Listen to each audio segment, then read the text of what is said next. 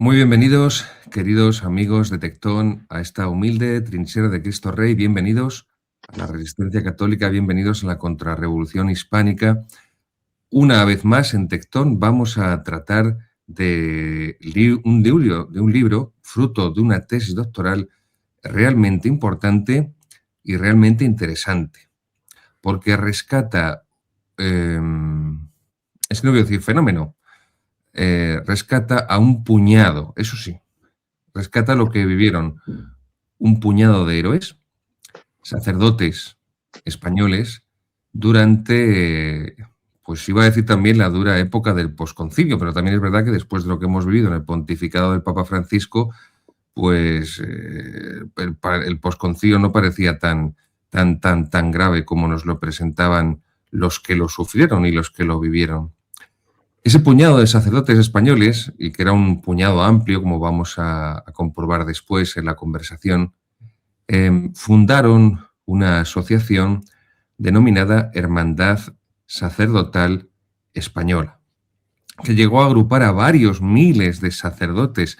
Queridos seguidores, se dice pronto esto, varios miles de sacerdotes españoles. Sacerdotes que querían simplemente ser fiel a la Iglesia de siempre, a la Iglesia católica, a la Iglesia que fundó nuestro Señor Jesucristo sobre el fundamento, sobre la roca de San Pedro y los apóstoles. Aquel puñado de sacerdotes sufrieron el acoso, sobre todo especialmente, y la displicencia de los obispos de la Conferencia Episcopal Española en manos de aquel siniestro personaje que fue el cardenal Tarancón y el no menos siniestro Gabino Díaz Merchán, con otros tantos compañeros de armas que son los responsables del arrasamiento de la fe católica en España, del arrasamiento de las vocaciones sacerdotales, de los seminarios, de los monasterios y de tantas obras católicas beneméritas que durante décadas habían alimentado, habían nutrido la fe del pueblo español y, por cierto, habían sembrado Hispanoamérica de miles de misioneros en la OXA, un organismo que encuadraba a los sacerdotes de las parroquias de las diócesis, diocesanos, para servir como misioneros en Hispanoamérica. Pues bien, un joven historiador, Jaime Ortega Lázaro, recientemente defendió su tesis doctoral sobre esta asociación, sobre este puñado de valientes y piadosos sacerdotes fieles, humildes, muchos de ellos además destacados intelectuales, y posteriormente acaba de publicar pues esta obra que les pongo ahora en pantallas. Le puede poner también nuestro realizador, Hermandad Sacerdotal Española, Fidelidad hasta el final. Jaime Ortega Lázaro, Hermandad Sacerdotal Española, Fidelidad hasta el final, editorial Homo Legens. Editorial Homo Legens. Si puede poner la pantalla de nuestro realizador, por favor. Y vamos esta noche a conversar con su autor, con Jaime Ortega Lázaro, y por supuesto también vamos ahí tenemos, es Monseñor Guerra Campos, don José Guerra Campos, que fue obispo auxiliar de Madrid primero y después obispo de Cuenca. Y bueno, pues el bueno de don Jaime Ortega ha tenido la ocurrencia de que yo escribiera pues modestísimamente el prólogo, que no podía negarme de ningún modo al ser amigo, al ser compañero, aunque haya sido breve toda esa compañía, pero compañero de estudios del doctorado de la Universidad San Pablo CEU de Madrid. Y bueno, pues vamos también esta noche a poder contar con pues otro querido y admirado amigo y padre, que es Monseñor Alberto José González Chávez. Así que vamos a dar la bienvenida primero a don Jaime Ortega para tratar su obra esta noche. Buenas noches. Hola. Quería agradecer lo primero, la posibilidad que me da Tectón de poder presentar aquí mi libro. Y nada, encantado de poder hacerlo porque además soy un fiel seguidor de todos los vídeos de Tectón. Así que muy orgulloso. Muchísimas gracias, Jaime. Nos lo he dicho, enviamos también un fuerte abrazo a nuestros amigos de la editorial Homo Legens. Don Jaime Ortega Lázaro es natural de Madrid, nacido en 1998. Es graduado en Derecho y en Ciencias Políticas, máster, doctor en Historia Contemporánea de España por la Universidad, como decía, San Pablo CEO de Madrid, y actualmente es profesor en la Universidad Francisco de Vitoria y además colaborador en la sección de Historia del periódico El Debate, el periódico de la Asociación, a ver, como quitarlo en nacional, Asociación Católica de Propagandistas, ¿no? Sí. Vale, es que al quitarlo en nacional se me van las letras. Muy bien. Y por supuesto, nuestro querido y admirado Monseñor Alberto. Buenas noches. O días o tardes, según el uso horario. Bienvenido, muchísimas gracias. Pues, querido Monseñor, háblenos un poco. Yo he hecho 4 brochazos gordos, pero empieza tú un poco contextualizándonos y presentándonos esos picotazos, que no por ello no son menos profundos, sobre pues lo que significó y cómo se configuró, cómo se desarrolló, cómo se fundó, cómo acabó extinguiéndose, cómo luchó y sufrió pues este grupo nutrido de sacerdotes que configuró la Hermandad Sacerdotal Española. Yo llevo ayer y hoy 2 días gozando y sufriendo a partes iguales muchísimo, porque estoy zambullido en un trabajazo. Hay un trabajo grande es componer un libro que tenga que ocuparse de mucho material, pero un trabajo todavía más grande es descomponerlo, o sea, reducirlo. En fin, muchas personas sabrán que el año pasado han aparecido los 2 tomazos, los 2 ladrillazos de la biografía de don Marcelo, compuesta por 3 sacerdotes a la limón. El primero, su secretario personal. Y entonces yo estoy ahí también, y don Santiago Calvo, Monseñor Calvo, ha querido que, claro, como son 2 ladrillos de 1000 páginas cada uno, los trabajamos muchísimo, modestia aparte, pues claro, esto para el gran público no puede ser. Y quiere, y esta me la ha encargado a mí, claro, ya pesa entera sobre mí, hacer una reducción, una biografía divulgativa de 300 y pico páginas. Claro, cuando tienes que reducir 2000 páginas a 300, es un problema casi de conciencia, porque todo te parece interesante y bonito, pero a ti, y no te puedes proyectar en el gran público. Total, que estoy quitando, desbrozando y por lo tanto recorriendo todo el siglo XX otra vez. Ya lo hice durante 2 años que estuve sumergido, saqué un total de 1000 horas en esa confección de la biografía. Pero ahora son días muy intensos y quitando. Y a todo esto esperando que me llegara esta obra de referencia del profesor Ortega, a quien no he tratado mucho, pero admiro muchísimo, porque creo que nos conocimos también en la defensa de otra gran tesis doctoral sobre don Marcelo, de don Boccherini, Gonzalo Pérez Boccherini, El amor a España en don Marcelo, también publicada en Homo Legends. Total, ahí me habló a mí este señor de su proyecto, de la hermandad sacerdotal. Bueno, esas reuniones que hay tantas personas no te puedes dedicar, de tener mucho tiempo, pero me causó sorpresa, complacencia, admiración, y ahora me dice que quería que yo participara en esta presentación cibernética. Bueno, monseñor, le voy a mandar a usted el libro, y no tiene idea más luminosa que mandarlo por correos express. Y en España, pues todo lo que depende del Estado, desde el correo hasta los trenes, pasando por absolutamente todo. Claro, si depende de un Estado laico, ahora se dice finamente laico, por no decir masón, por no decir los sin Dios, que era lo que decíamos antes. Pues claro, son sin Dios, pero no son sin bolsillos, se llenan sus bolsillos, los nuestros los vacían y no podemos ni mandar una carta. Total, que el libro no me ha llegado, pero me llega ayer por soporte informático, con lo cual en pocas horas me lo he embaulado. Entonces, mi visión del libro. Primero, señor Ortega Lázaro, gracias. Esto por delante, porque usted ha hecho una obra que todo el mundo dice cuando se presenta un libro, cuando se escribe un libro, hay una frase hecha que es empalagosa. Hacía falta este libro, casi ninguno hacía falta, pero bueno, se dice siempre. Bueno, pues en este caso Tampoco hacía falta este libro, porque lo único que hace falta es salvarse. Es lo único que en esta vida hace falta. Lo demás sobra todo. Pero, en fin, este libro hacía falta realmente a nivel de llenar una laguna histórica. Y supongo que está muy recortado de lo que es la tesis doctoral, pero es una obra ímproba, trabajadísima, documentadísima, muy bien estructurada y expuesta lo más agradablemente que cabe en una obra de esta índole, que tiene que ser para alguien que le guste la historia. Entonces, por eso empezaba diciendo, y retomo, y me cortan cuando quieran, porque si no yo no me callaré, pues empezaba diciendo que estoy gozando muchísimo por la belleza de la Iglesia, por la belleza del sacerdocio, por la valentía del hombre cuando es hombre recto y cabal y justo y señor, que es lo que hoy no tenemos. Y todo eso me hace gozar mucho porque era una España tan armada, tan maciza, tan recia, tan entrañable al mismo tiempo.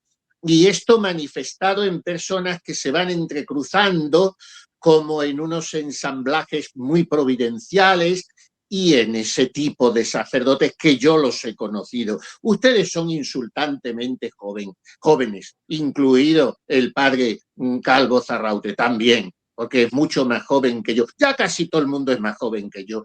Yo he llegado a esa edad, decía Groucho Marx, he llegado a esa maldita edad en que todos los que son iguales que yo me parecen mayores. Bueno, pues hay que darse de bruces con la realidad y ya uno es mayor que casi todo el mundo. Cuando se pasan los 50 te queda menos de lo que llevas.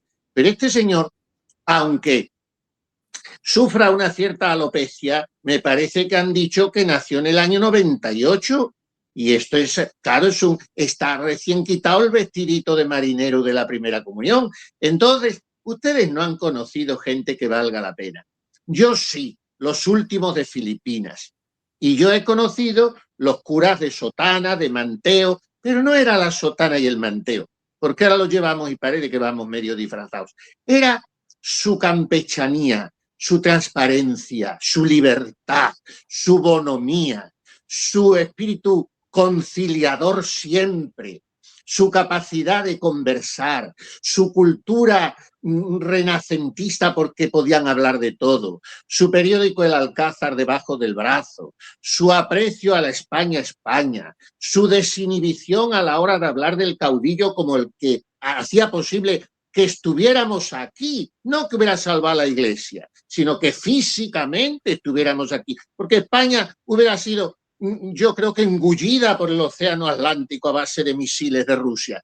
Entonces, hablaban y luego pues te contaban un chiste y celebraban la misa con un gran fervor y predicaban con ardor y se sabían fumar un cigarrillo de aquellos liados contigo. En fin, conmigo no, porque yo tenía 14 o 15 años cuando estoy hablando de esto, porque esto se acabó hace 40 años. Pero era un estilo sacerdotal, pero no porque fuera estilo sacerdotal primariamente, es porque era un estilo humano, era una caballerosidad, era una virilidad, no tenía que verse la extracción social, esto daba lo mismo. Los seminarios y la orientación eclesiástica igualaba. Luego el que salía un poco más desencaminado salía, eso siempre. Y el que salía santo de admirar también salía. Quiero decir, yo esto lo he conocido, lo he visto, yo sabía que muchos de aquellos sacerdotes a los que yo ayudaba a misa celebrada de espaldas, vamos a dejarnos de tecnicismo versus deum ad orientem, la gente eso no entendía, celebra de espaldas. Y ya está, pues claro que de espaldas, porque no le quiero dar a usted la cara, porque ni me gusta la suya ni necesito que usted mire la mía. Bueno, quiere decir, el que celebraba así, celebraban de espaldas la misa de Pablo VI y en castellano. Pero gracias a Dios todavía la piqueta no se había metido en muchos altares. En otros sí, pero se iba poco a poco, porque eso tardó 10 o 15 años. Entonces yo les ayudaba a misa. Después me iba andando con ellos, me encantaba acompañarles. Y yo aprendía historia de España, yo aprendía cultura, yo aprendía batallitas de la guerra, yo aprendía, en fin, y aprendía de Dios, a ser hombres de Dios. Claro, todo esto lo he vivido. Y ahora leo hoy, como el que se baña en agua de rosas, esta obra y veo pues lo que dice don Luis Madrid, historia de un gran amor no correspondido. O sea, unos señores, porque eran señores, aunque fueran del último villorrio de la vieja Castilla o de la Extremadura profunda o de la Andalucía aceitunera, pero se ponían la sotana y eran señores. Y unos más educados que otros, eso ya el pulimento es... Pero en fin, tenían fuste. Y entonces, pues yo les veía, trataba con ellos, y ahora he leído esto, historia de un amor no correspondido. Cómo esos señores trataron de salvar todos los muebles posibles. Y los que tenían la llave de la casa les dijeron no, los muebles al fuego. O sea que ahí hubo un intento que se fue languideciendo, se fue debilitando, desde que empezaron, como ha dicho don Gabriel, esos varios miles, no recuerdo la cifra si dice Ortega 7.000 al principio, me parece recordar, unos 7.000. Además, con la cosa bonita de que eran al mismo tiempo clero secular y regular, porque entonces el clero regular no estaba tan regular, estaba bien, pero luego ha estado muy regular ya el clero regular. Pero irregular. Muy regular. Y el secular no digamos. Entonces, estaban juntos, pero con unos figurones, pues claro, ese padre Oltra, ese padre Monsagu, ese padre González Quevedo, ese padre Cue, yo qué sé, decimos aquí 3 docenas, nombres muy señeros en las letras, en las artes, en la oratoria sacra, y don Luis Madrid, Corcuera, todos estos, ¿no?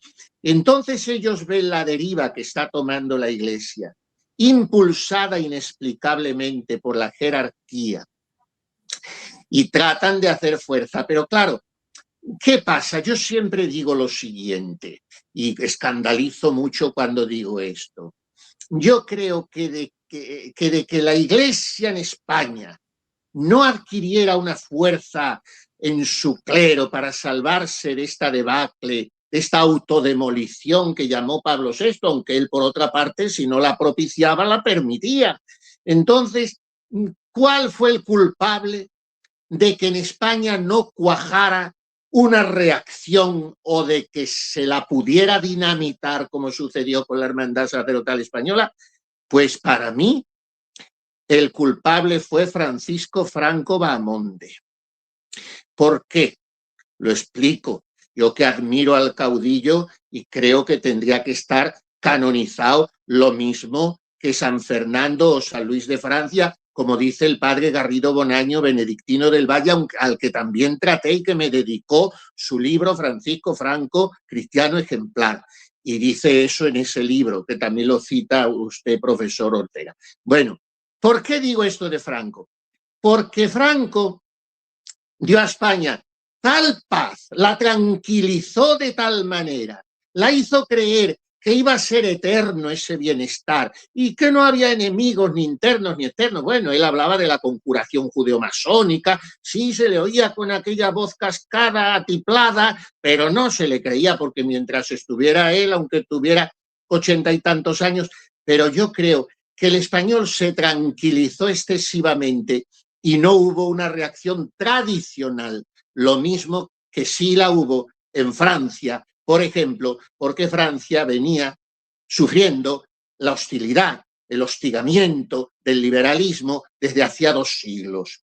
Entonces España lo sufría alternativamente desde el siglo XIX, que fue espantoso, con sus guerras carlistas, luego vino el primer tercio del siglo XX, de todo esto sabe muchísimo más don Gabriel, pero en fin, el reinado de Alfonso XIII pues tuvo su paréntesis con don Miguel Primo de Rivera, tuvo, en fin, sus descansillos. Luego vino la espantosa Segunda República, pero ya al venir Franco y estar 40 años, yo creo que sociológica, psicológicamente hablando, en el español se produjo tal sensación de tranquilidad, con aquella jerarquía tan segura, con aquellos ministros tan rotundos, con aquellos gabinetes de gobierno, con aquellas leyes que iban evolucionando, porque Franco fue muy listo, iba evolucionando, pero manteniendo siempre la identidad.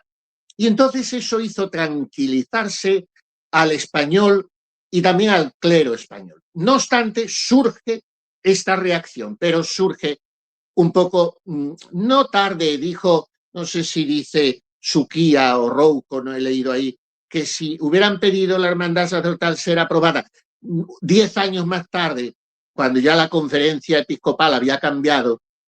Pero claro, ¿qué le sucede a estos 7.000 sacerdotes que se van quedando luego en 700 y luego en 70? Pues ¿qué le sucede? Que tienen que hacer frente para ser aprobados a una conferencia episcopal que ya había concebido contra la hermandad sacerdotal española una enemiga tremenda, en cierto modo explicable, no como le dice en una carta el inefable Cirarda Lachondo, no porque fueran críticos contra los obispos, no, sino por la manera como lo eran, claro, pero realmente es porque lo eran también.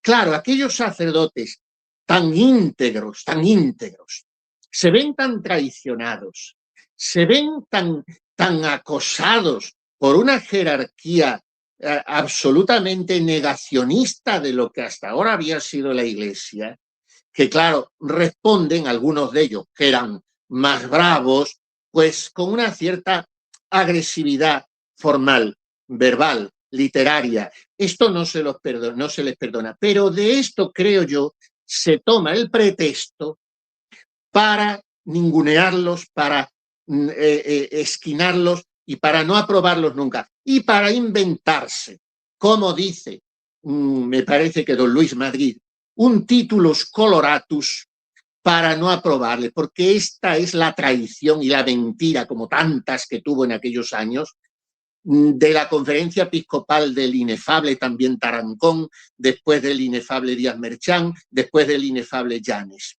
¿Qué pasa? Que no iban en verdad y se inventaron cuestiones leguleyas y titulillos, y ahora no podemos aprobarles porque no son asociación de fieles, y ahora porque no están en todas las diócesis, y ahora porque no nos da la gana. Cada vez se inventaban una cosa, pero no les querían. Entonces le fueron hostigando. Ellos estaban también un poco, a veces, no diré divididos, pero no era una homogeneidad de pensamiento, por ejemplo, en el tema litúrgico.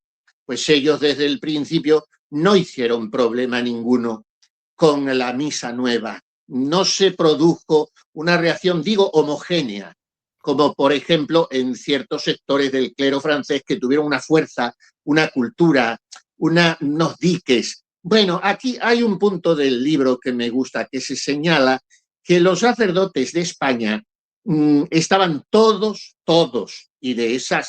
y de aquellos polvos vienen estos lodos, me voy a atrever a decir, este descerebramiento neocon, este acriticismo buenista, este afeminamiento mental y maravillosista que sufrimos, viene un poco de aquí, de que creo yo, de que todos estos sacerdotes y obispos, pues los obispos habían pasado todos por comillas, que era la fábrica de los obispos, y los fabricantes eran los jesuitas. De manera que el gran influjo en los seminarios españoles, por mucho que estuvieran los operarios diocesanos, estos eran buenísimos, abnegadísimos, pero no tenían un sello especial que infundían un carisma. Otros seminarios los llevaban los paules, muy pocos, y otros llevaban el propio clero diocesano, muy pocos también. Pero el verdadero influjo, el alma, digamos, la forma mentis, venía de la compañía. ¿Y cuál ha sido una de las armas de la compañía? Bajo capa no de bien, sino de santidad, de ejercicios espirituales y de todo. Pues la obediencia cadavérica. Entonces, lo que yo viere blanco, creer que es negro. Si la iglesia jerárquica así lo determinaré. Bueno, eso de San Ignacio es una barbaridad. Era el cardenal Merry del Val, un niño, y entonces su madre le dijo, Rafaelito, mira este libro blanco. ¿Tú seguirías diciendo que es blanco si el Papa de Roma dijera que era negro? Y tenía Merry del Val, hijo de diplomático, un superdotado y un santo, y desde niño ya se le veía la madera. Y el Papa entonces, pues sería todavía Pío IX, estaría al final Pío IX, y Pío IX era el que había dicho la tradición soy yo. Entonces, otro disparate. Entonces le dijo la mamá de Merry del Val, doña Josefina Zulueta y Wilcox, le dijo a su niño, oye, Rafaelito, mira el libro blanco. Si el Papa de Roma dijera que es negro, ¿tú seguirías diciendo que es blanco? Y entonces el niño la miró a la madre y le dijo, mamá, pero es que el Papa no puede decir una estupidez. Si el libro es blanco, es blanco. Entonces, esa idea de que lo que yo viere que es blanco, creer que es negro, si la iglesia jerárquica así lo determinaré, es esa obediencia perindia cadavérica. Y eso es lo que hacía pues una aceptación acrítica o unos problemas de conciencia, tanto más si esos sacerdotes eran presionados con amenazas múltiples, no solo canónicas, sino morales o de conciencia. En el confesionario esto nunca se puede saber, ese ámbito no se estudia en la historia, ¿no? Pero la vida de un sacerdote, el interior de un sacerdote es muy complejo y muy difícil, porque no es como un seglar que dice, bueno, yo tomo esta postura y la tomo y vengan bombas. El sacerdote no es solamente las repercusiones sacerdotales, canónicas, pastorales, económicas, sociales que te pueden venir. Es a nivel de conciencia, de, bueno, estaré en lo recto, es una soledad. Entonces, en todos estos sacerdotes beneméritos, muy libres, muy cabales, muy íntegros, pesaron, creo yo, una serie de factores que se iban además acumulando, que eran muy dolorosos. ¿Qué supuso esto? Que aquello se fue desintegrando y que la jerarquía se salió con la suya. Pero vamos a ser sinceros y termino, y equilibrados y parciales. Todo eso se hubiera evitado, pues, si con una palabra tuya bastará para sanarme, si el Papa o el nuncio hubieran refrendado esa hermandad. Les hubieran llamado, miren, vamos a llegar a una entente cordial con los obispos, nosotros les admitimos, ustedes no les tiren piedras, ellos tampoco les van a tirar, y se hubiera, creo, que llegado a una solución, quizá no la idealísima, pero lo mejor es enemigo de lo bueno, y hubieran seguido trabajando. Pero ¿qué pasó con el Papa? Pues que puso España en manos de dos señores. El primero, bueno, tenía cierta digestión, el nuncio Riveri, cierta digestión, pero por lo menos con don Marcelo se portó muy bien, que no era poco, pero, o no se portó mal. Pero luego vino el incalificable D'Addaglio, que se arrepintió porque le pidió en privado a don Marcelo que fuera a comer a su casa cuando Pablo VI, mejor dicho, Juan Pablo II, ya lo ninguneó y fue el único nuncio español que no terminó como cardenal y quedó allí sin cargo de secretario, arzobispo secretario de un dicasterio y luego sin cargo. Y cuando ya no aspiraba a nada y había perdido todo, llamó a don Marcelo y le dijo, le voy a contar todo como ha pasado y por qué yo me he portado así con usted. Y le dijo don Marcelo, a mí no me va a contar usted nada, excelencia. Que sí, que le he llamado a mi casa para comer. Don Marcelo se había resistido varias veces, pero le dio pena de lo que el otro pobre hombre allí solo, o lo que había sido en España, le insistía y fue a comer. Y le dijo, mire, estoy muy pesaroso de cómo yo me he portado con usted. D'Addaglio, Luigi D'Addaglio, cómo han ido las cosas en España, cómo tal. Le voy a explicar todo y no quiero escuchar nada con aquel señorío de don Marcelo. No quiero escuchar nada. Cuando bajó, pues estaba esperándole, como había quedado con él, en Piazza Città Leonina, en su coche, don Santiago Calvo, su secretario.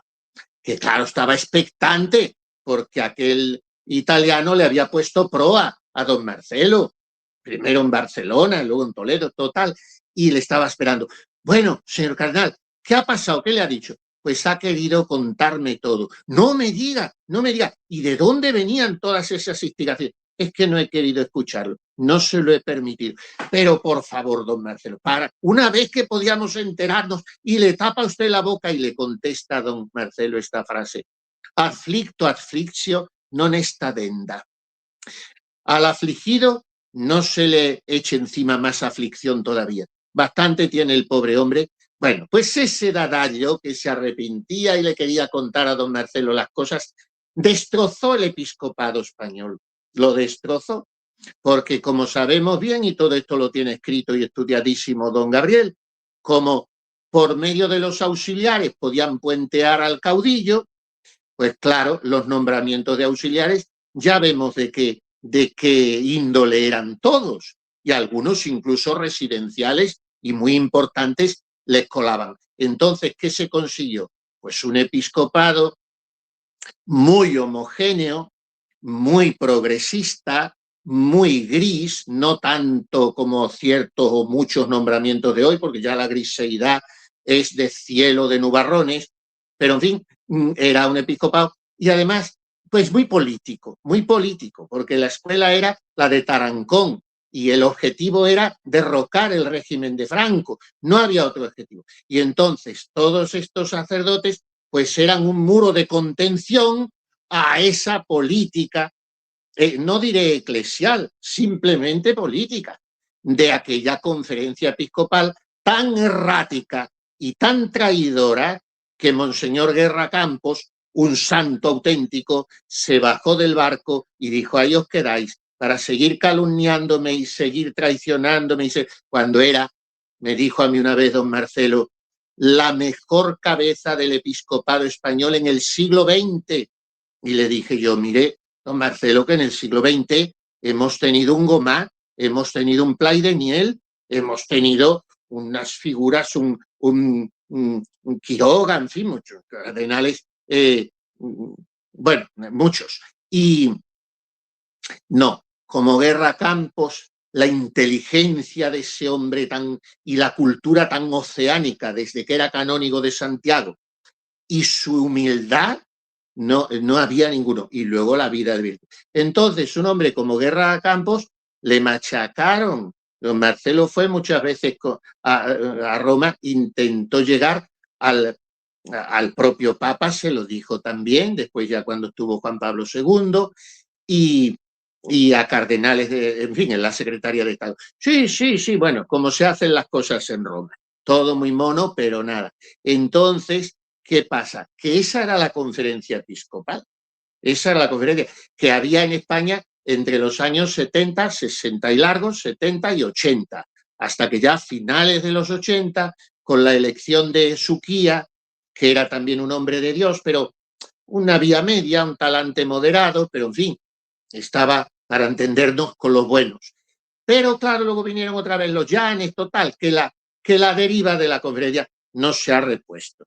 Los años de Rouco, bueno, pues sí, pero ya era el PP al poder y todo esto, ¿no? Entonces, ¿qué pasa? Que todo aquello, estoy haciendo un retrato muy deslavazado y muy farragoso, pero para que llegue a la gente. Era un mar de fondo que hacía imposible cuajar, porque ya digo, era un hostigamiento por todos los flancos. Y claro, aquellos sacerdotes pues se fueron diluyendo. Y luego además una cosa que a mí me ha sorprendido al leer este libro también, que había presencias muy fuertes en unas diócesis, pero pocas, y en muchas otras no había ninguna presencia. Por ejemplo, yo cuando llegué al seminario de Toledo, en el año 90, pues dije, hay que ver esta diócesis, porque yo de donde iba, lo más potable a lo que podías acudir entonces eran los sacerdotes del Opus que decíamos, eran los únicos que iban vestidos, que decían la sana doctrina y que entonces no llevaban clériman gris desabrochado ni estas cosas. Y entonces te enseñaban cómo era la misa, te confesaban. Bueno, pues llego a Toledo y dije, pero aquí no hay nada, nada, nada del Opus en Toledo. Y enseguida me di cuenta, es que no hace falta, pues había un tono sacerdotal estupendo, había un cardenal magnífico, había una formación en el seminario muy segura, había un espíritu sacerdotal muy aceptable, pues no hacía falta. Y ahora me he explicado por qué en Toledo tampoco hubo hermandad sacerdotal. Porque lo mismo que digo, admiro muchísimo a los dos y al segundo lo quiero además de admirarle. Lo mismo que digo que Franco tuvo mucha culpa de el proceso de España, digo también que don Marcelo también lo tuvo del de Toledo, en el sentido de que son hombres tan seguros, tan rectos, tan rotundos que te tranquilizan y se te olvida que hay que seguir luchando. Y entonces esto creo que pasó un poco también en muchas diócesis españolas donde todavía los obispos eran muy buenos, muy fiables. Entonces los sacerdotes no sintieron tanto esa necesidad. ¿Qué provocó esto?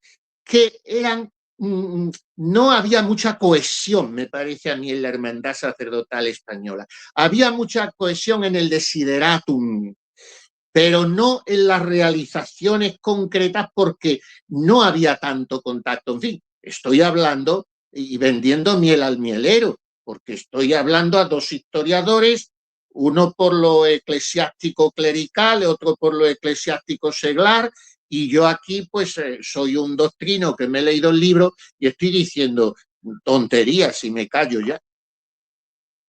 Ninguna. Hay una pregunta que quiero hacerte.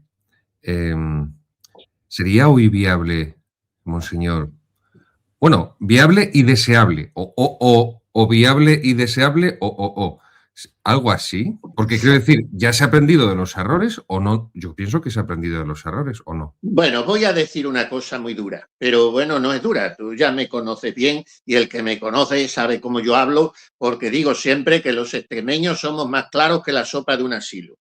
Entonces, voy a decir lo siguiente. Yo leyendo este libro, naturalmente, inevitablemente, a la tercera página me surgía esa pregunta, no para iniciar nada yo, pero porque ya digo, yo ya estoy en el Antiguo Testamento, aunque el Antiguo Testamento tiene muchísimos más libros que el Nuevo, pero en fin, yo ya estoy en el Antiguo.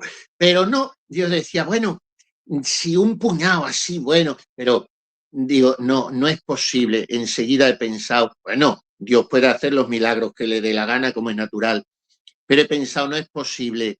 No tanto por la situación episcopal de España, que si hace 12 años no era halagüeña, hoy es bastante lamentable, sino porque creo que en algún caso más lamentable que entonces, porque entonces, como digo, la gente valía más de suyo.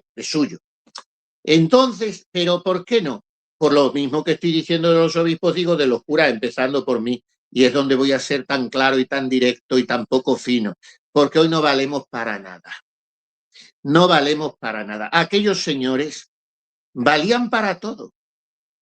Eran eso, señores. Eran señores. Hoy, pues el clero está muy desintegrado, muy desconcertado, muy desnortado. Pensemos, yo vengo del pontificado de Juan Pablo II, que es mi papa, ¿no? Como fue también el papa de la Hermandad Sacerdotal Española. Aunque venían de Pío XII, pero se identificaron con Juan XXIII, en quien veían la salvación, ¿no? Yo vengo de Juan Pablo II. Pero ya, como digo, los curas de 40 y tantos años para abajo ya vienen de un quiero y no puedo, que fue Benedicto XVI, una miel en los labios que no dio tiempo ni a saborearla, y luego de estos 12 años que no sé si todavía estamos respirando, y ahora de que no sabemos a dónde vamos. Entonces, falta, claro, no se puede comparar el clero de hoy con un clero que viene, eso de Pío XI, de Pío XII, y no se puede comparar un hombre de hoy, de 40, 50 años, con aquellos hombres que venían de una guerra, de una posguerra, de una pertinaz sequía que decía el caudillo en todos los mensajes, la pertinaz sequía. Bueno, ahora no, ahora venimos del calentamiento global, de los plásticos, de los inmigrantes y de las sinodalidades y de las LGTBI, de los móviles en la mano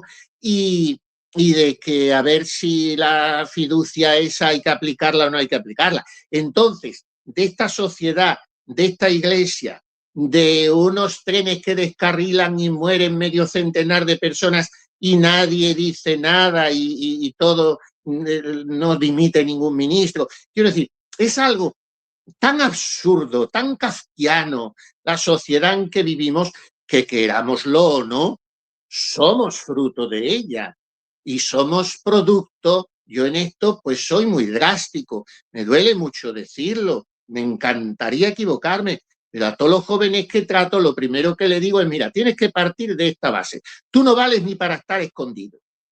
O quieres que echemos los cimientos desde el principio y empezar a edificarte como hombre, porque vienes de la no familia, de la no escuela, de la no iglesia, de la no virilidad, de la no cultura.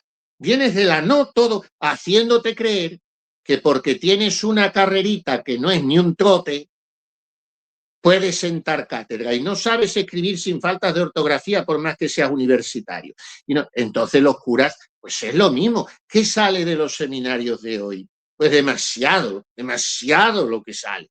Porque pues el ambiente es este. Los jóvenes que vienen de movimientos eclesiales, como hemos leído hoy, cuyo fundador dice, Cristo te dice, toma mi cuerpo y mi sangre, mastícalo, tritúrame, no te hace falta más nada, no tienes ninguna obligación, no tienes que preocuparte de nada. Son, pues, caminos absolutamente erráticos, no diré en lo doctrinal, no diré en lo moral, no diré en lo psicológico, digo en lo metafísico. O sea, no hay. Y por tanto creo que hoy, ya digo, estoy siendo profundamente pesimista creyendo que soy realista. Bueno, si alguien me ofrece datos de un optimismo y me los razona, pues yo rindo mi entendimiento. Pero lo que veo no me ofrece muchos signos de esperanza humana, de esperanza divina, de esperanza teologal, sobrenatural, toda. Porque cada uno de esos sacerdotes a los que me estoy refiriendo, empezando por mí, pues ya de momento celebramos cada día la Santa Misa, que es lo que está salvando el mundo, que es para lo que somos sacerdotes. Lo demás es accidental y también hay que hacerlo, los sacramentos, la predicación, pero estamos celebrando cada día la Santa Misa. Ya tenemos ahí una hermandad sacerdotal invisible que está constituida, no española, mundial. Entonces, que dentro de 20 años, de 30, de 50 o de 20 días, porque las cosas de Dios son sorprendentes. El panorama eclesial ha cambiado de una manera que puede ser fuerza de empuje para cambiar el panorama mundial. Pues, pero es que el problema es que hoy se ve al revés, que el empuje tiene que ser el mundo para la iglesia. Y ahí es donde hemos pervertido totalmente el orden de las cosas. Pero yo creo que hoy es muy, muy difícil esto. Los sacerdotes, siendo muy buenos y haciendo todos muchos de ellos, la mayoría, por supuesto, mucho bien y todo, pero falta una base. Los seminarios hoy en día, pues ya vemos, es todo muy flojo. Hoy es todo bastante, en todos los estratos de la sociedad. No es que esté yo siendo pesimista con la situación eclesial. ¿Qué nivel político hay? ¿Qué nivel económico? ¿Qué medios de comunicación? ¿Quién sabe hablar en público? ¿Qué familias potentes? ¿Qué señores? ¿Qué referentes hay sociales? O sea, es un páramo absoluto. Un páramo en el cual los que se llevan el premio son los de lo políticamente correcto, que hacen bandera de una cultura que no tienen, porque son tópicos después de todo del gnosticismo y de la masonería, en el mejor de los casos, porque en la mayoría no llegan ni a eso. Es un pancismo y se acabó. Entonces es mi visión, yo siento mucho si transmito cierto derrotismo, pero lo transmitiría si yo no tuviese esperanza en la vida eterna. ahora pasado mañana vamos a estar en el cielo. Eso es lo que nos anima y nos tranquiliza, y el tiempo que pasemos en esta tierra estamos tan contentos. Pero yo creo que hoy deseable, por supuesto, es que ha dicho dos adjetivos, deseable, por supuesto, viable. Me da mucha pena confesar que yo, que no tengo patente de certidumbre más que subjetiva, pero yo no lo veo viable hacer hoy. Pero si vamos a organizar unos ejercicios espirituales, una comida, y no nos ponemos de acuerdo, nos vamos a poner para una hermandad sacerdotal española. Somos fantásticos. Además, todo esto también es fruto del liberalismo, ¿eh? Este individualismo independentista que tenemos, antes había un mayor sentido de corporativismo, de asociacionismo, hermandad. Hoy esa hermandad se ha quedado en una palabra fofa, tópica, que a mí me da un poco de no sé qué cuando me dice otro cura, oye, hermano. Bueno, eso es una nomenclatura que si me la rellenas bien, pero si no, no me la creo, déjame de hermano. Dime padre, como decía San Juan de Ávila cuando predicaba a los sacerdotes, padres, como ha dicho don Gabriel al principio, monseñor y padre. Bueno, yo muy honrado, que decía el otro, me siento muy honrado. Y le dice el otro, ya te gustaría a ti sentirte honrado. Bueno, total, que ya está, que hablo sin parar como una taravilla descompuesta, se ha acabado. Has pasado a la carrera sobre una serie de figuras como las de mayor relevancia, mayor peso de la hermandad sacerdotal.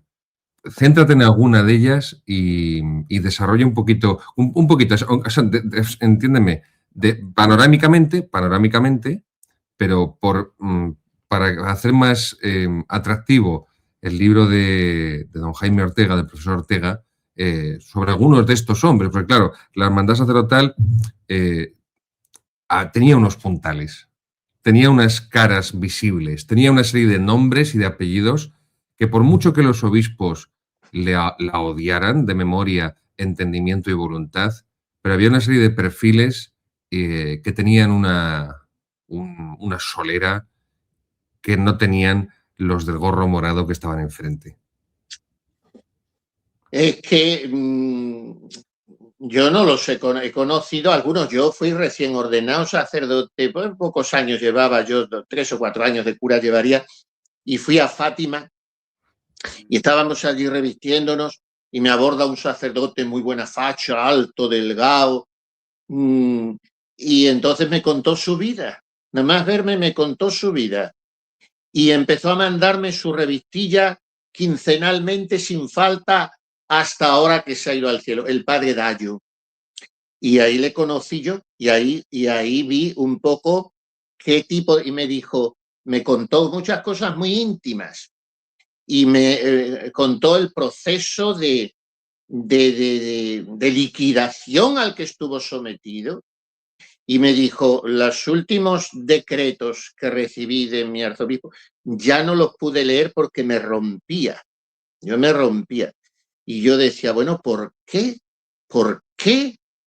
Pues si se ha pasado un poco, se le ha calentado un poco la boca en alguna cosa o la pluma, pues llámale, tú, su arzobispo, llámale, háblale, gánatelo, porque a todos los que tienes en otros caminos más erráticos sí que los llamas o les perdonas, a eso sí. Bueno, ese es el padre Dario. Luego, el año 2014, ya estaba yo en Roma, bueno, estaba a punto de venirme, y entonces me pidieron celebrar la misa de funeral por don Blas Piñar. Y hubo lo menos 40 sacerdotes con celebrantes. Yo tuve mucha amistad al final de su vida, pero varios años con don Blas Piñar. Una de las personas entrañables, simpáticas que he conocido, con un sentido del humor y sin la menor gota de acritud hacia nadie, con tanto como podía haber estado amargado de que se la jugaron y le traicionaron y le dejaron solo, pero jamás me habló mal de nadie, jamás. Un hombre de una magnanimidad, de una nobleza. Y bueno, pues me pidieron su familia presidir, como se dice ahora, el funeral en San Jerónimo el Real. Y yo tuve allí a mi lado, concelebrando a mi derecha, que yo me confundía, a don Ángel Garralda, ¿no? También tuve ocasión de cambiar con él unas palabras no muy largas, pero en fin, en la sacristía antes y después, de besar sus manos, de pedirle su bendición, con veneración lo hice. Y he conocido sacerdotes. Ahora, a mí los que sinceramente me han llamado la atención del elenco que muchas veces ofrece el profesor Ortega son los religiosos. Porque un padre Victorino Rodríguez, hemos dicho algo, un padre Victorino Rodríguez, un padre Bernardo Monsagú, hemos dicho algo, y así un padre Francisco de Paula, franciscano de Barcelona, no me acuerdo, o capuchino, el padre Oltra. O sea, eran una categoría de señores y una categoría de sacerdotes y de religiosos que no me acuerdo, no me vienen ahora, porque un claretiano, padre Peinador, el padre Peinador, por ejemplo. Hemos dicho algo. O sea, son unos nombres que yo cuando los he visto ahí, claro, usted, don Gabriel, me pregunta, ¿hoy se puede hacer algo? Bueno, pues sí, usted y yo hemos escrito ya bastantes líneas, sí, pero al menos yo me pongo al lado de uno de estos señores y me veo un pigmeo. Eran unos señores, una categoría, un espíritu sacerdotal, una vibración por Jesucristo, porque también lo que nos pasa hoy, vamos a ser sinceros y vamos a ser autocríticos, que hoy el peligro también que tenemos es embarcarnos tanto en el barco de la ortodoxia que no le prestemos tanta atención a la ortopraxis. No digo que la ignoremos, pero claro, esos señores eran una ortodoxia vehiculada en una vida de santidad, en una vida intachable en todos los sentidos, en una ejemplaridad sacerdotal incontestable. Porque ya digo, yo he leído, y no de memoria no, porque como lo acabo de leer, las cosas ha sido tan rápido que no me vienen todos los nombres, porque es que en este momento acababa de cerrar el ordenador de las 454 páginas, número capicúa, del libro. Pero ya digo, he visto que luego he pensado en otros muchos, por ejemplo, en don Benjamín Martín Sánchez, he pensado que a lo mejor también estaba ahí, en el padre Iglesias, que también creo que estaba, el padre Igartua, o sea, unos jesuitas extraordinarios, que en ese caso no aplicaron lo de la obediencia per india cadáver, sino la libertad de la conciencia de San John Henry Newman. Brindo por el Papa, pero primero por mi conciencia. Entonces, ya digo, ¿con cuál me quedo? Pues con todos, porque estamos diciendo los que publicaban y los que hablaban, incluso un padre Jorge Loring al final estuvo a punto de adherirse también, y estamos diciendo los que publicaban y hablaban. Pero ¿y la cantidad de miles que estarían en los pueblitos de Asturias o de Castilla la Vieja o de Andalucía y van a Montilla a tener un encuentro y les dice el inenarrable Cirarda que no le da la gana de darles la meditación del retiro, por ejemplo? O sea, es que es lo menos que se despacha, que le estamos pidiendo que nos dé una meditación, no que nos dé un aplauso, ni que nos dé un regalo, ni que nos dé una vicaría de zona, que entonces yo creo que gracias a Dios todavía no estaban inventadas, pero ya empezaban a inventarlas. No, le pedían una meditación, les pedían que les dijera una misa, les pedía una bendición. Y bueno, iba a decir una vulgaridad, pero lo que les hacían no era ni siquiera una palmadita en el hombro. Entonces, ¿con cuál me quedo de esos sacerdotes? Pues me quedo con todos, porque además están todos en el cielo. A mí me pidieron la sociedad, esta misionera de Cristo Rey, que ya son muy poquitos y son al final los que recogieron el testigo de todo esto. Y era una cosa, pues humanamente hablando, muy penosa pensar en esos 7.000, y yo fui allá, que también se los dio otro año mi gran amigo y condiscípulo, don Jorge López Teulón, a dar los ejercicios allí, ¿no? a que veo que me cita precisamente Ortega en su libro. Entonces, claro, vi aquello y dije, pero ¿será posible que ese potencial, ese contingente haya quedado en esto y estamos allí? Pues entre los de la Sociedad de Cristo Rey y otros cuantos que acudieron, pues no hacíamos 250 y mayores, bueno, estaban de todas las edades, pero entonces yo aquello lo viví, no sé, como una experiencia de gratitud espiritual, y yo en la misa me sentía muy unido a tantos sacerdotes que habrían llorado tantas veces a solas, que se habrían sentido marginados, incomprendidos, maltratados de sus propios obispos, cuando ellos solamente querían defender la fe que les habían enseñado. Y entonces, pues yo lo que les rindo, pobre de mí, a esos sacerdotes que, como digo, quiero pensar que me esperan en el cielo y que si yo no tengo mérito, porque no los voy a tener nunca, hagan un poco de fuerza a ellos y llamen a la Virgen y salgan a recibirme, pero yo lo que quiero rendirles, pues aquí nosotros tres, como tres Quijotes locos que estamos aquí en el ordenador, pues es un tributo de gratitud muy emocionada porque venimos de ellos. Como yo digo, yo he conocido ese tipo de sacerdote y lo he tratado y he visto la consistencia humana y la calidad espiritual y la altura intelectual muchas veces, y el desenfado y la familiaridad y la espontaneidad y la naturalidad, cosa que hoy no hay. Hoy nos miramos con recelo, con vocecita de tiple ligera, de carne de membrillo, todo es un edulcoramiento estomagante. No, estos señores eran como eran, y eso, al menos yo, que lo he conocido muchas veces, en mi oración les voy a hacer esta confidencia. Me pongo a dar gracias a Dios por todo lo que me ha dado desde antes que nací y me pongo a repasar mi vida y toda la gente que ha ido cruzándose en mi camino o yo en el de ellos. Y me pongo a pasar revista con la memoria por todos aquellos sacerdotes. Me vienen por lo menos una veintena de sacerdotes de sotana, aquellos canónigos por oposición, que eran canónigos de verdad, que no existía la dedocracia, había una meritocracia en la Iglesia, no existía este favoritismo de niños de los obispos, que esto es penoso, porque luego ya vemos cómo salen. Entonces, en algunos casos, entonces, y más vale de cuyos nombres no quiero acordarme, entonces, quiero decir que yo me quedo con todos, pero me quedo con el perfil, me quedo con el peso específico de ese sacerdote, que uno podía ser un sanguíneo y otro un flemático y otro ser más estudioso y otro más borricote o lo que sea, pero eran todos tres cosas, yo creo. Primero, hombres. Luego, aunque fueran un poco más toscos, señores, porque tenían el señorío del alma.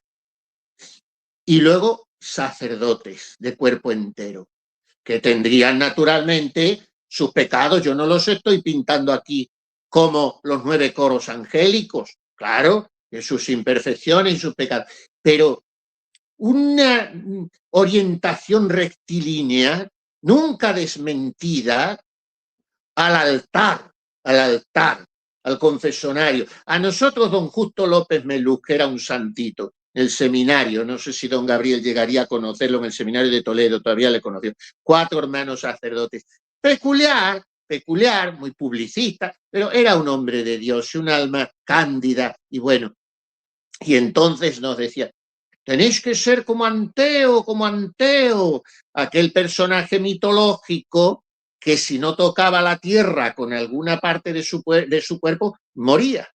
Y él nos decía, para vosotros esa tierra en la que tenéis que estar en contacto a riesgo de morir es el altar. No os podéis separar jamás del altar. Incluso cuando no estáis allí físicamente diciendo misa, claro que la mayor parte del día.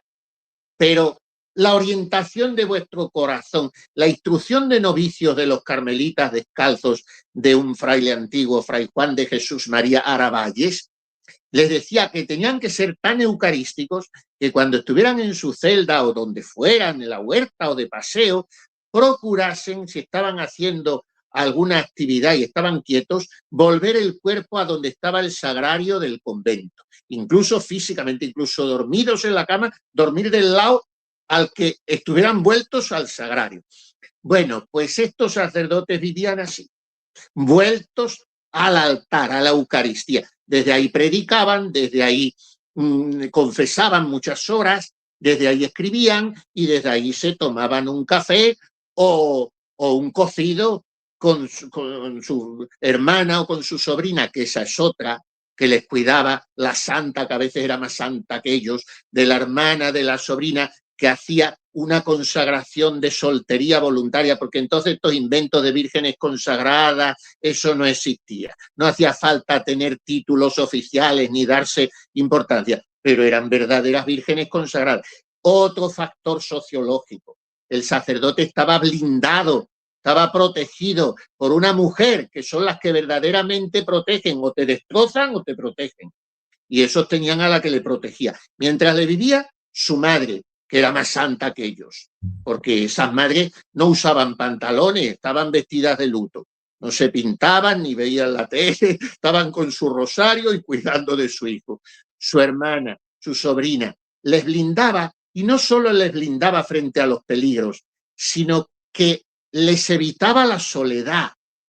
Yo qué sé, eran tantas cosas que el mundo ha dado un vuelco tan enorme que no puede ser esto una proclama de nostalgia imposible, no, pero sí una constatación de factores sociológicos en fuerza del cambio de los cuales pues ha producido también una mutación del perfil sacerdotal, de la que yo creo que somos todos un poco víctimas, pero que al mismo tiempo, pues como dicen ahora los planes pastorales, con esas palabras que ya se me han pegado, es un reto y un desafío la situación nuestra actual. Bueno, yo no me he leído jamás, por supuesto, ningún plan pastoral no completo, sino ni siquiera las 3 primeras líneas, porque eso de construyamos los sueños juntos, esas cosas me parecen tan de monjas pepis de los años 70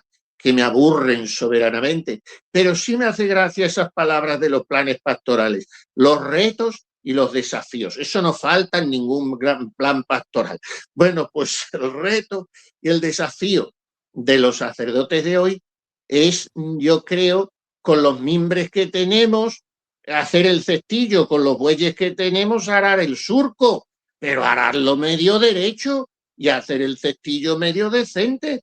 Ahora no decir, bueno, como estos son los mimbres, estos son los bueyes, aquí, pues nada. En fin, yo estoy haciendo un discurso tan farragoso, tan aburrido, tan pesado, y ustedes son unos santos de aguantarme con la paciencia de Job. Monseñor, esto es algo que hemos hablado muchas veces, largo y tendido, el profesor Ortega y yo. A nivel teológico, esto es una clasificación modestísima elaborada por Amicoleto. Podríamos hablar, porque también así, aparte de que es más, está más pegado a la realidad, es más objetivo, evitamos el maniqueísmo de pues, progresistas conservadores, progresistas. Yo entiendo que después de haber leído muchas páginas de la historia del siglo XX de la Iglesia Católica, entiendo que hay una proyección ya desde el Vaticano II de 3 bloques que son los que se dan cita en el Vaticano II. Hay un bloque que podemos denominar teológicamente modernista, liberal, que es minoritario, aunque tenga un gran peso decisivo, porque además enseguida se va a hacer con los órganos de gobierno, y va a dirigir el concilio, todo por supuesto avalado por Juan XXIII, luego después por Pablo VI. Hay una minoría que podríamos calificar de tradicionalista, liderada por Monseñor Lefebvre, Sigote de Provenza, que era brasileño. Bueno, es una minoría. Sobre todo Ottaviani. Ottaviani, sí. Número 1. Sí, Ruffini, cardenal Ruffini también.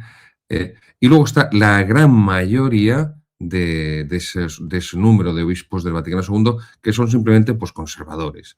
Y como buenos conservadores, pues tienen esa, como tú bien decías, esa influencia jesuítica de un sentido de la obediencia.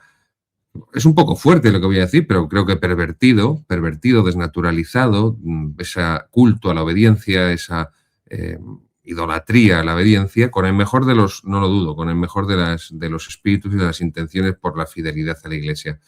Creo que eso también se traslada al episcopado español en cierto modo, y por eso es mi pregunta respecto a la hermandad.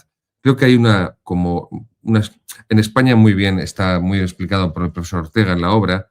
En España no se dio ese tradicionalismo como en Francia, por ejemplo, y encontramos que pues, hay una mayoría del episcopado español y por lo tanto del clero español, porque los obispos eran reflejo del clero, que podríamos denominar conservador, que es lo que se va a romper tras el Vaticano II y pues los últimos 10 años, prácticamente 8 del franquismo. Y creo que hay una vía también dentro de ese conservadurismo, una especie de vía media entre el conservadurismo y el tradicionalismo, que vendría a encarnarse en la Hermandad Sacerdotal Española, que sería lo que yo denomino, insisto, todo esto son teorizaciones mías, integrismo. Ese integrismo que no llega al tradicionalismo porque no se aferra a la misa tradicional y porque, bueno, es verdad que aquí lo explica muy bien el profesor Ortega, ¿no? Pues esos escritos críticos del padre Oltra, por ejemplo, sobre el Vaticano II, etcétera. Pero bueno, creo que esa es la diferencia. Y mi pregunta es esta, o sea, todo esto lo vengo trazando porque lo que quiero preguntar, monseñor, es la vía media entre conservadurismo y tradicionalismo, la vía media que vendría a ser esta vía integrista de la hermandad. Yo pienso humildemente que la volatilización de la hermandad ha supuesto la volatilización de esa vía media y que creo que es una vía clausurada. También podríamos decir la vía Don Marcelo, que era conservadora, tú que eres el gran especialista, está también clausurada. Eso ya no existe, esa vía. Y aprendiendo de ese recorrido existencial, sacerdotal guión existencial o existencial guión sacerdotal, de este puñado de héroes de la Hermandad Sacerdotal Española, de esos santos que sin duda alguna pues fue don Marcelo y monseñor Garracampos, ¿qué podemos sacar como lección también en cuanto a estos caminos teológicos, a estas vías de subsistencia en la Iglesia post-Vaticano II, este post-concilio eterno, como yo lo denomino en uno de mis libros, de Roma a Berlín, el post-concilio eterno, 60 años de post-concilio, y que no vemos la luz en el túnel, sino casi que todo lo contrario? ¿Cuál es la enseñanza de la hermandad sacerdotal y cómo integrar a la hermandad sacerdotal teológicamente? Y, bueno, no sé si me he explicado bien o es todo muy lioso. Sí. Bueno, yo más que responder, es también mi opinión, por supuesto, ¿no? Estamos hablando, intercambiando opiniones. Yo más que cuál es la enseñanza de la hermandad, claro, la hermandad son 7.000 individuos. De esos 7.000 también seamos 7.000 primero, 700 después, 70 después y 7 hoy. Entonces, digamos también imparcialmente. Claro, el padre Oltra, pues a veces se pasó.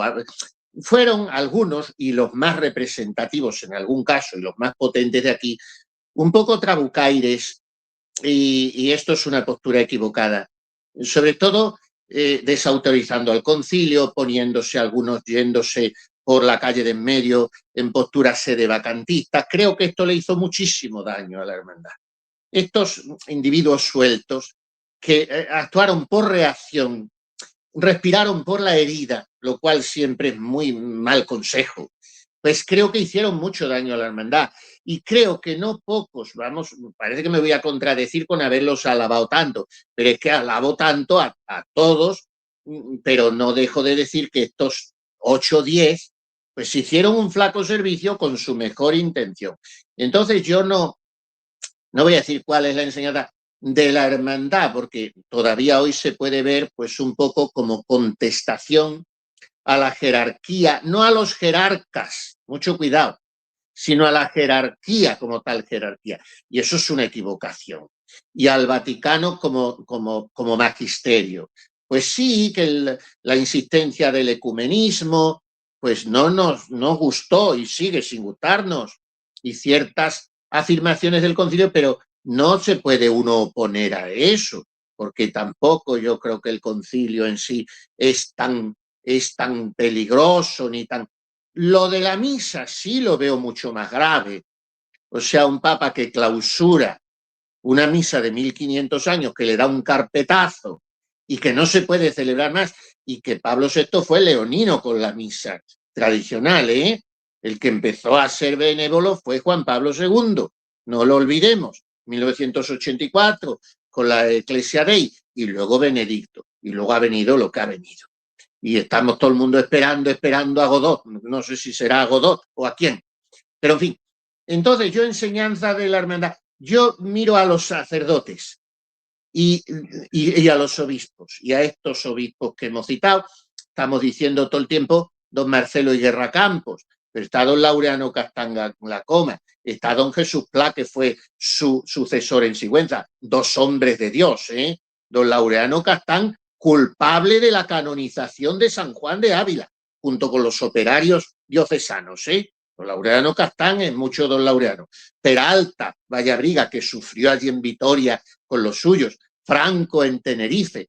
Temiño, un obispo Cantero. extraordinario en Orense. Don Ángel Temiño. En fin, el de Burgos, no me acuerdo ahora cuál era, lo sabrá Ortega muy bien, un apellido compuesto. El de Burgos, no me acuerdo. Bueno, García Sierra. García Sierra, esto. Bueno, obispos, había unos obispos extraordinarios. Entonces yo me miro a esos obispos y miro a esos sacerdotes. ¿Cuál es la lección? Para mí, hoy, que estamos atravesando tiempos análogos, en ciertos aspectos peores, y en ciertos aspectos yo creo que para ellos fueron peores aquellos, porque venir de repente de un Pío XII a esa situación, aquello tuvo que ser tan dramático que, claro, nosotros venimos pues de una montaña rusa, es de donde venimos. Y las últimas curvas de la montaña rusa parecían el precipicio de las cataratas del Niágara. Y vamos ahí sin acabarnos de enterar, lo cual es también muy desestabilizador y muy desconcertante. Pero ellos fue como si de repente, de estar en los jardines de Versalles, les metieran en el tren del miedo, a empujones, y que la bruja te empieza a pegar con la escoba en la cara. Es que fue eso. Entonces yo, ¿con qué me quedo? Me quedo en la mayoría, digo en la casi totalidad. La actitud de esos más trabucaires, yo por supuesto no me identifico, ni me gusta, ni creo que es constructiva, no para la Iglesia, ni para la misma persona. No es bueno porque te amargas. Entonces yo me quedo con la elegancia que tuvieron para sufrir. Me quedo con eso. Sufrieron, no se autovictimizaron, no fueron, en fin, queriendo, no, yo creo que sufrirían muchísimo todos esos sacerdotes, tendrían muchas horas de oración en soledad en el sagrario de su parroquia rural escondida y llorarían mucho ante el Señor y dirían lo que decimos todos en este tiempo otra vez: que pueda yo morir repitiendo lo de Teresa de Jesús, al fin muero hijo de la Iglesia. Que podamos repetir eso, porque aquí, hijos de la Iglesia, mueren los LGTBI, lo otro, pero a lo mejor nosotros no nos lo ponen tan fácil.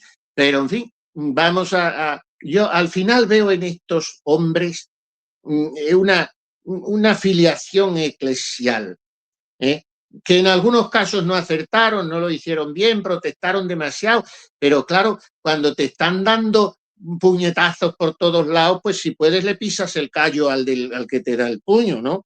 Es que, pero por decirlo así en plan muy coloquial, pero creo que en la mayoría de los casos pienso en un Guerra Campos, pienso en un don Marcelo, que son los que he conocido, porque a los dos los he conocido personalmente y a don Marcelo he tratado mucho. A Guerra Campos, muy poco, pero parece que le estoy viendo en la iglesia, me parece que era de San Julián de Toledo, presidir una vigilia de la adoración nocturna. Aquel hombre era principesco y al mismo tiempo emanaba un hieratismo, una sobrenaturalidad, yo creo todavía mayor que la de don Marcelo, que ya es decir. Entonces yo he conocido a esos señores y nunca les he visto amargados, no les he visto protestones, ni criticones, ni nada, sino aquí no pasa nada. Perder el continente es lo último. Mostrar mudanza de semblante, nunca. ¿Y cómo está usted? Muy bien, porque así quien te quiere se alegra muchísimo y el que no te quiere rabia muchísimo. Así que, ¿cómo está usted? Estupendamente. Y yo he visto eso, muy señores, muy equilibrados, muy trascendentes en su manera de sobreponerse a la circunstancialidad de la contingencia de los acontecimientos. Y eso me gustaría a mí saberlo imitar y no estar lamiendo yo mis propias llagas ni esperando que venga alguien a ponerme en ellas un poquito de aceite o de vino. No, ya tengo al Señor, nos entendemos entre los dos. Y luego hay que tener amigos para desahogarse y decir alguna barbaridad sin que la oiga nadie. Pero estos señores, vuelvo a decir lo mismo, a mí se me representa eso, que eran señores muy elegantes en el sentido etimológico de la palabra elegancia, que es saber elegir. Entonces ellos habían hecho una elección que no habían desmentido nunca, que era la misma elección que había hecho el Tarancón, fervoroso obispo de Solsona, que tiene las cartas más bonitas que yo he leído de un obispo sobre el escapulario del Carmen, por ejemplo, que tiene las cartas sobre el pudor en la vestimenta de la mujer y que tiene los elogios más encendidos al generalísimo, como todos los obispos de entonces, pero el de Solsona no fue después el de Madrid. Don Marcelo, el de Astorga, fue el de Barcelona y el de Toledo. Y Guerra Campos, el auxiliar de Madrid, fue el pobre encastillado en Cuenca. Eran el mismo. Y entonces ese lema del santo que yo he querido citar antes, Cardenal Ottaviani, un hombre prefecto de la doctrina de la fe, mano derecha de Pío XII, y que al abrir el concilio se le cierra el micrófono ante 4.000 obispos, se le somete a aquella humillación incalificable y que tiene la libertad de escribir el análisis crítico sobre la misa nueva, y que yo me encuentro en Roma, porque es que yo todavía, como digo, he cogido lo ultimísimo, he cogido muchos octogenarios y nonagenarios y les he aprovechado, no he querido que se me fueran vivos. Yo peregriné al santuario de Atocha de Madrid cuando tenía 30 años para que Rollo Marín no se me fuera vivo, y no se me fue vivo. Y yo conocí al padre Loring y no se me fue vivo, pero y otros así que puedo decir, no me acuerdo, pero de este tipo de personas. Bueno, pues en Roma yo conocí a una monjita que había cuidado de Ottaviani, y quien está viviendo, dice, nadie es grande para su ayuda de cámara, ¿no? Quien está viviendo contigo día por día te conoce. Y me dijo, monseñor, no es lo que hacía al servicio del Papa, al servicio de la Iglesia, en el Santo Oficio. No, yo eso no lo sabía, pero él en su vida diaria era un santo. Había que verlo rezar en el oratorio, había que verlo, nunca hablar mal de nadie.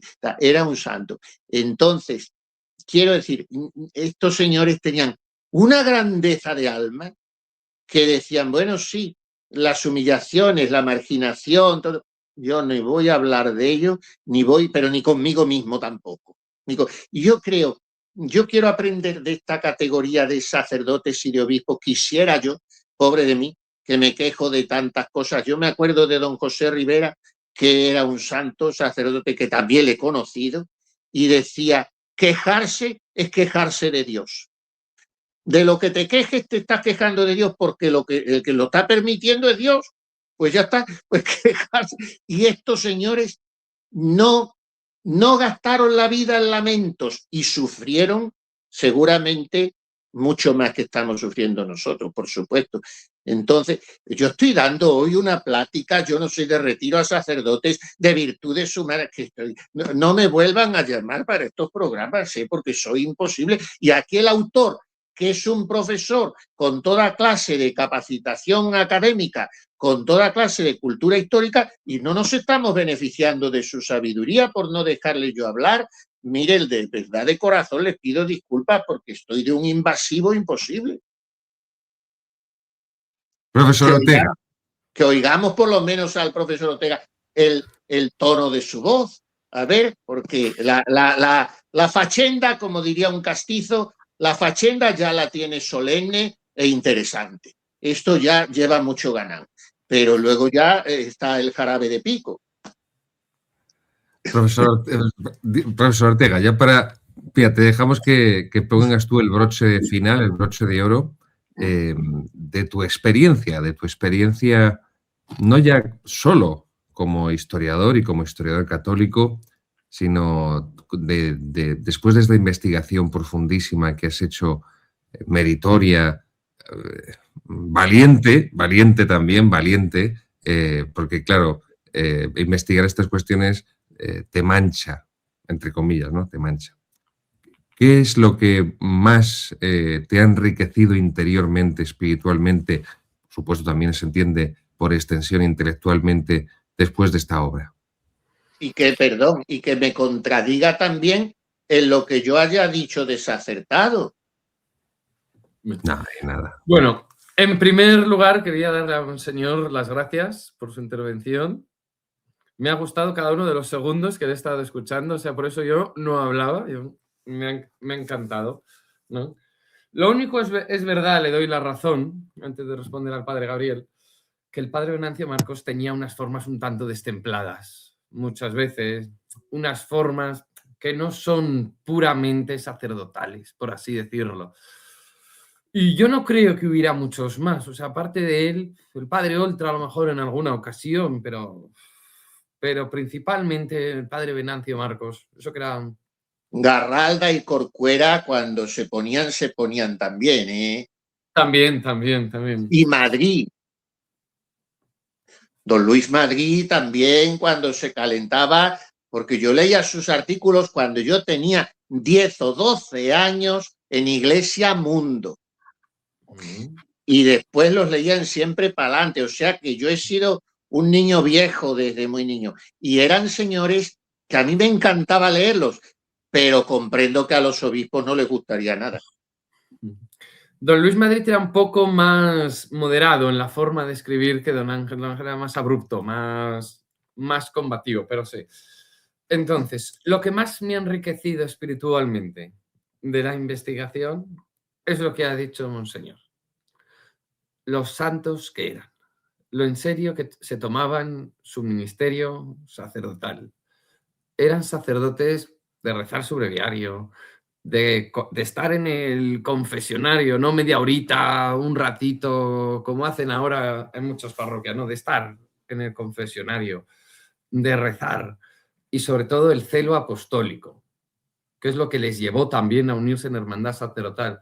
Primero la idea del padre Oltra un poco ante la ola secularizadora del posconcilio, pleno año 69, con tantas deserciones sacerdotales como hubo, no solo en el plano sacerdotal, sino también los noviciados, en el ámbito religioso también.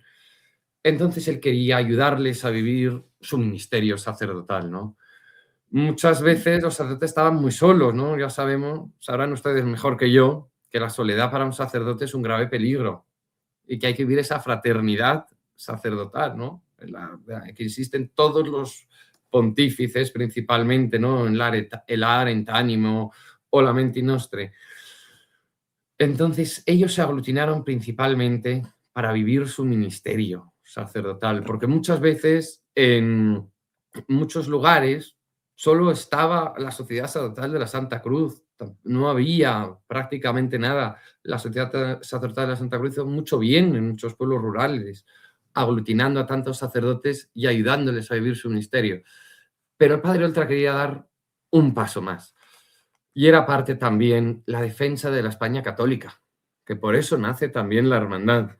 En el tiempo, ya estamos en el último franquismo, estamos en el 69, ya es un franquismo muy descafeinado, ya es un franquismo que se está preparando para, pues para la democracia y para luego lo que nos vino 6 escasos años después, en que los mismos que habían hecho el régimen fueron sus sepultureros. Entonces, él veía, por su celo apostólico también, que había que salvar almas y había que salvar a España de la destrucción, ¿no? Siguiendo un poco el hilo, ¿no?, de aquello que decía la Madre Maravillas, ¿no?, la salvación de España. Pues igual. Entonces, por eso también surge la hermandad. Porque a mí mucha gente me dice, es que eran políticos. Digo, sí, se mojaban en cuestiones políticas, pero todo cristiano sabe que la política es una parte de todo lo que nos rodea. Y la Iglesia, al igual que se pronuncia en otros ámbitos, también debe hacerlo en el político. Ellos no decían cosas estrambóticas, no. Hablaban de lo que había hablado siempre la Iglesia, la confesionalidad católica del Estado, la salvaguarda de la moral, de las costumbres, y ellos lo veían como un campo magnífico para ejercer su apostolado, un Estado confesional, un Estado que nos respalda, como era con el caudillo, porque el caudillo les permitía realizar ese apostolado. De hecho, llegaron, o querían, mejor dicho, realizar un programa de radio-televisión que se llamaba, no me acuerdo cómo se llamaba, el padre Oltra estuvo ahí muy detrás y al final no surgió. ¿Por qué no surgió? Porque ya estábamos casi en la puerta de los años 70, ¿no? Y ya dentro del régimen, pues ya la televisión fue liberalizándose, ¿no? A partir ya sobre todo en el año 74, ¿no?, con el gobierno de Arias Navarro, y ahí es cuando la hermandad ya se empieza a pronunciar más políticamente, diciendo el régimen se está diluyendo, dice, y nos va a afectar, afecta también a la propia fe. Organizaron una campaña tremenda contra aquella película, aparte ya fuera del plano moral, pero hasta de mal gusto, que era Jesucristo Superstar, ¿no? Entonces ahí ya fueron los años más combativos de la hermandad, ¿no? Desde el 72 hasta el 80 más o menos, bueno, 78, ya cuando fallece el padre Oltra, ya bueno, los últimos años de la presidencia del padre Oltra, ya con Juan Pablo II, cuando eligen a Juan Pablo II y ya se aprueba la Constitución que por desgracia tenemos ahora, ahí ya se empiezan a descafeinar, ¿no? Pero no se empiezan a descafeinar porque sí, ¿no? Porque ven que Juan Pablo II va cambiando cosas, son unos nuevos aires. Entonces ya por ello, ellos dicen, ya no es necesario, ¿no?, ese combate tan rotundo. Yo creo que ellos también ven un poco la batalla perdida. Pero sobre todo a mí me conmovía, ¿no?, por terminar de responder al padre Gabriel, cuando yo leía sobre ellos, leía sus cartas, pues a mí espiritualmente me ayudó muchísimo. Porque digo, yo decía, da gusto. Qué pena no tener a día de hoy tantos sacerdotes así, porque es que eran muchos. Yo me leía cada carta de un sacerdote de Albacete, de Toledo, de cualquier rincón de España. Sacerdotes que no podían ya ni escribir, porque muchos tenían 89 años, 91. Había una carta que siempre me encantó, que dice, yo siempre vestiré la digna y la bendita sotana, dice, y he dispuesto que cuando muera ya sea mi mortaja. O sea, estaba encantado de su sacerdocio. A día de hoy, en muchas ocasiones, pues a lo mejor no vemos tanto eso. Habrá muchos sacerdotes muy entusiasmados, pero es lo que ha dicho Monseñor. Eran señores enamorados de Jesucristo, enamorados de su ministerio sacerdotal, que sabían que era lo primordial. Lo primordial no eran las reuniones, no. Lo principal era su ministerio sacerdotal y llevar almas a Cristo. Y eso me conmovió desde el primer momento, y me ha hecho hacer este libro. Si no, yo pues no hubiera hecho este libro, se hubiera quedado en una tesis y no hubiera contraído esa deuda de responsabilidad que yo contraí desde el primer momento en que empecé ya a tener una idea de lo que era aquello, que dije, yo tengo que hacer un libro para que esto salga a la luz y dar a conocer a estos sacerdotes santos. Habría alguna oveja negra, pero como en todos los sitios.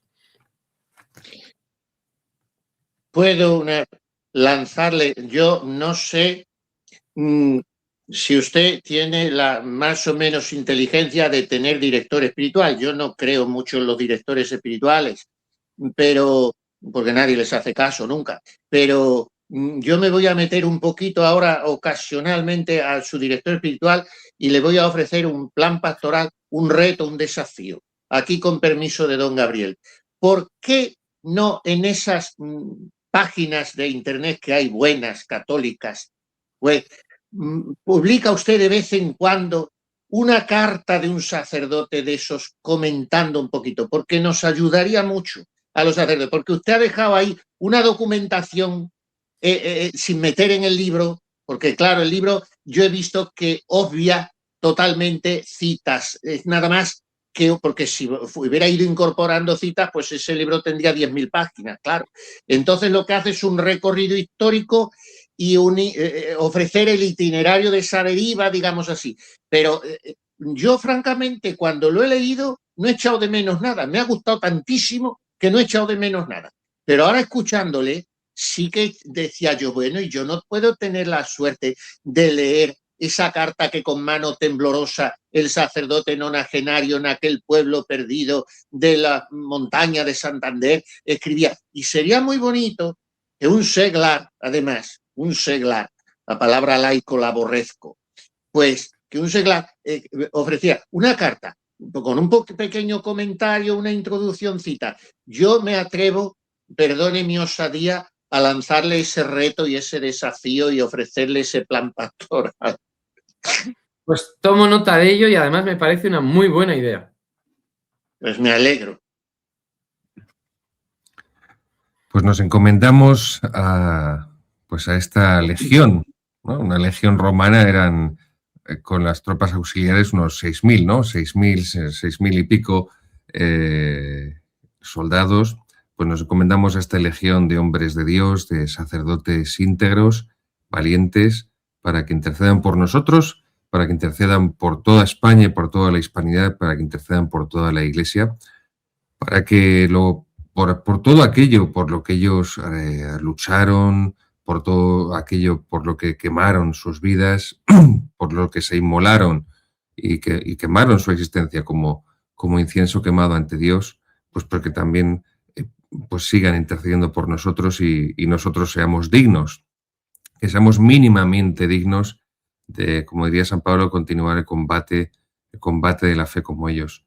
Yo me quedo mucho con lo que he leído y con lo que habéis comentado, especialmente Monseñor con los Trabucaires. Me siento especialmente identificado y como nos despedimos, pues como aquello cantábamos, Monseñor, en el seminario de Toledo cuando éramos seminaristas, que yo quiero que me entierren con sotana y con roquete y con el catecismo astete. Así que, danos tu bendición. Yo no cogí eso en mis tiempos, no nos atrevíamos a ripios tan penosos. Ya tú cogiste la deriva, ya más lánguida, pero en fin, no. Yo la bendición, bueno, si me la piden la doy, es lo mío, bendecid, sí, no maldigáis, que dice San Pablo. Pero por último, gracias a los dos, porque están los dos haciendo un trabajo estupendo.